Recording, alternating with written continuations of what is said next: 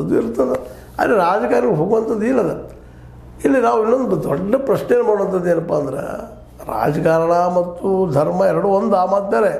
But ಇವತ್ತೇನಾಗ್ಯದಪ್ಪ ಅಂದ್ರೆ ನಮ್ಮ ರಾಜಕಾರಣಿಗಳು ಈ ಧರ್ಮದ ಮುಖಂಡರನ್ನು ತಮಗೆ ಬೇಕಾದಂಗೆ ಮಾಡ್ಕೊಳ್ಳೋಂಥ ಪ್ರವೃತ್ತಿ ಭಾಳ ಆಗಿದೆ. ಎದ್ದಾದ್ರೂ ನೋಡ್ರಿ ಯಾವ ಪ್ರಮಾಣದಲ್ಲಿ ನಮ್ಮ ಮೃತ್ಯುಂಜಯ ಸ್ವಾಮಿಗಳವರ ಬೆನ್ನತ್ತಿ ತಾಮತೆ ರಾಜಕೀಯ ಮಾಡ್ತಾ ಇರ್ತಾರೆ, ಆ ಪ್ರಶ್ನೆ ಇಲ್ಲ. ಅದರಿಂದ ವಿಜಯ ಕಾಶಪ್ಪನವರಾಗಿರ್ಬೋದು ಎಷ್ಟು ವಿರೋಧ ಮಾಡಿದರು, ನಿರಾಣಿ ಅವರು ಎಷ್ಟು ವಿರೋಧ ಮಾಡಿದ್ರು ಪಾಪ ಇವರು.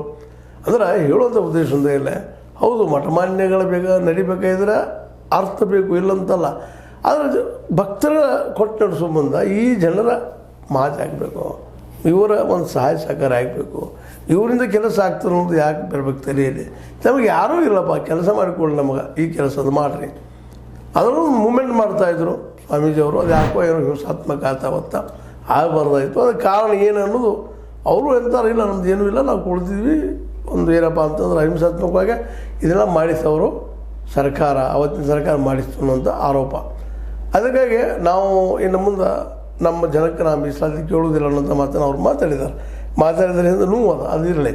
ಆದರೆ ಇಲ್ಲೇನಪ್ಪ ಅಂತಂದ್ರೆ ಅವರ ಆರೋಪ ಮಾಡೋದ್ರಲ್ಲಿ ಏನದಪ್ಪ ಅಂದ್ರೆ ಹೋರಾಟ ಹತ್ಯೆಗೋಸ್ಕರವಾಗಿ ನಮ್ಮ ಮೇಲೆ ಹಲ್ಲೆ ಅಂತ ನೇರ ಆರೋಪ ಮಾಡ್ತಾ ಇದ್ದಾರೆ ಸಿದ್ದರಾಮಯ್ಯ ಮೇಲೆ.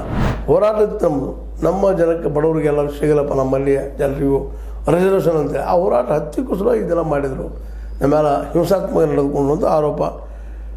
ಇದಕ್ಕಾಗಿ